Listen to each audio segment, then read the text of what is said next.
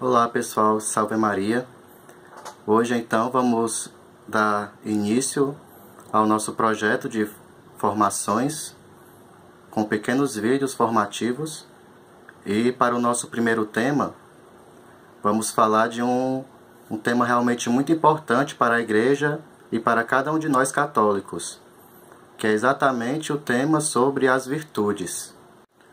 Bom, para conhecermos sobre esse tema, é muito interessante nós fazermos uma reflexão sobre o desenvolvimento desse conceito ao longo do tempo.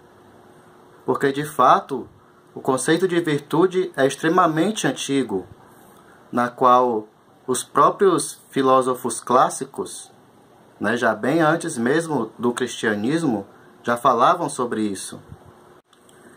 E é então nessa filosofia clássica que o conceito de virtude vai surgir, tanto na civilização grega e em especial com o grande pai da filosofia, o Sócrates.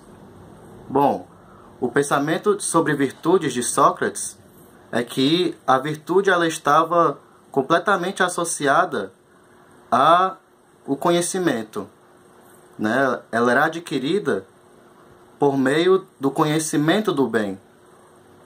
E esse conhecimento do bem necessariamente levaria também a agirmos bem.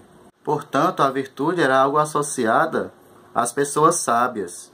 As pessoas sábias é que eram as pessoas virtuosas, porque elas conheciam o bem e poderiam então praticar o bem.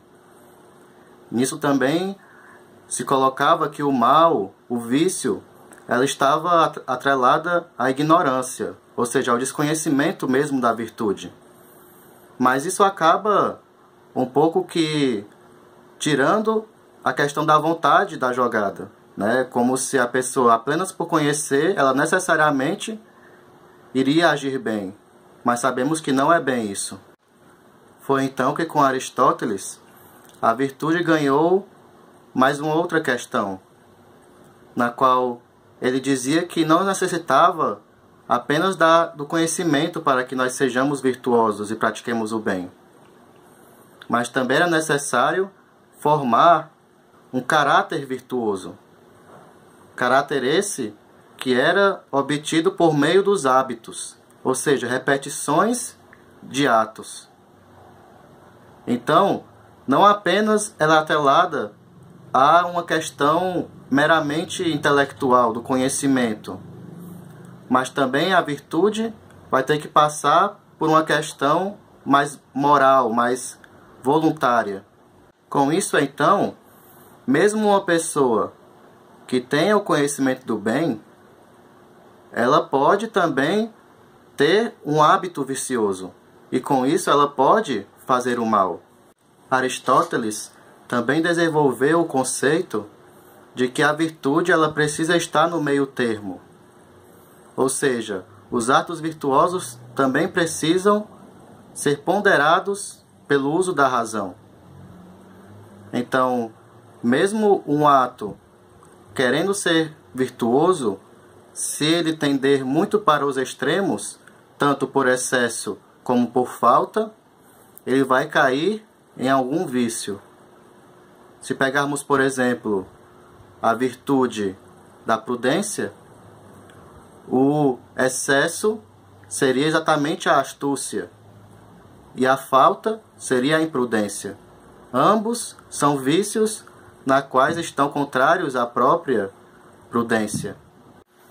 É então que essa virtude ela precisa estar nesse meio termo, mas esse meio termo não é necessariamente uma certa média aritmética, Pegar o limite inferior e o superior, somar e dividir por 2, exatamente no meio, Mas muitas vezes ele pode estar um pouco deslocado para alguns dos lados, dependendo da situação.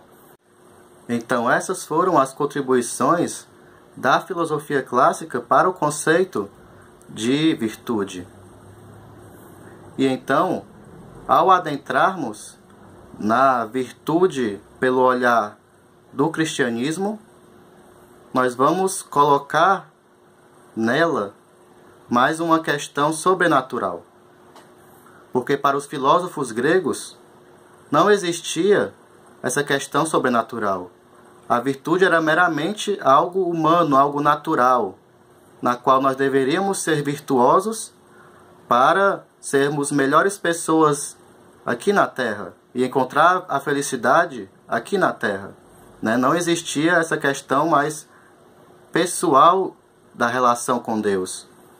Por exemplo, para Aristóteles, Deus ele não intervia diretamente na vida das pessoas. Então, não existia essa dimensão sobrenatural da virtude, que foi colocada principalmente pelos grandes filósofos do catolicismo, Santo Agostinho e São Tomás de Aquino. É então que com a dimensão sobrenatural da virtude da doutrina católica, nós vemos que as pessoas não vão conseguir ser verdadeiramente virtuosas por si mesmas, mas que elas vão necessitar então da graça de Deus. Então, tudo aquilo que já tinha uma dimensão terrena, efêmera e passageira com relação às virtudes, vai ganhar também uma realidade eterna, uma realidade sobrenatural. Por exemplo, para Aristóteles, o fim último do homem é a felicidade. E essa felicidade ela é alcançada por meio da prática das virtudes. Bom, isso de fato é verdade, que inclusive o próprio Santo Agostinho afirma o mesmo. No entanto, essa concepção de felicidade para os filósofos gregos era simplesmente uma felicidade terrena, como eu já falei. Enquanto a nossa concepção de felicidade é de que a felicidade ela não pode ser encontrada aqui na Terra. A felicidade plena ela não está aqui na realidade natural. A felicidade verdadeira está na beatitude, ou seja, na visão de Deus, no encontro com Deus. Então, da mesma forma como vimos que Aristóteles dizia que era necessário as virtudes para sermos felizes, essa felicidade terrena, trazendo para a nossa doutrina, é então por meio das virtudes que nós vamos crescendo em santidade, em busca da salvação.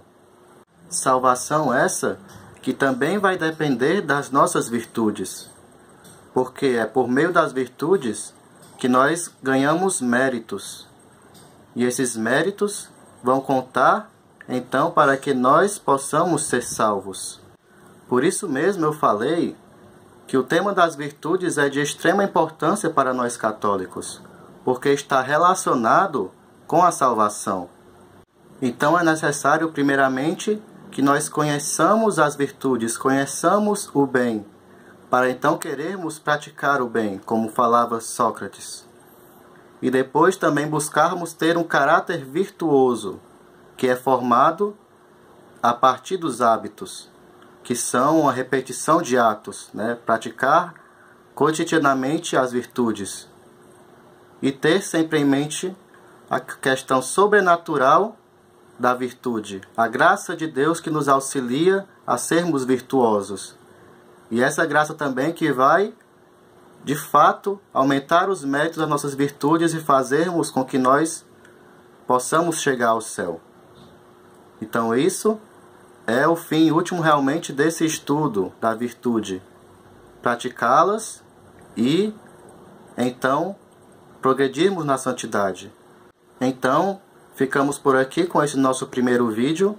Eu ainda irei falar em um outro vídeo ainda sobre as virtudes, só que falando realmente da questão doutrinária mesmo católica, Já iremos utilizar o catecismo, um pouco da Suma Teológica e também fazer uma certa classificação das virtudes, Então ainda daremos um pouco prosseguimento nessa formação num próximo vídeo.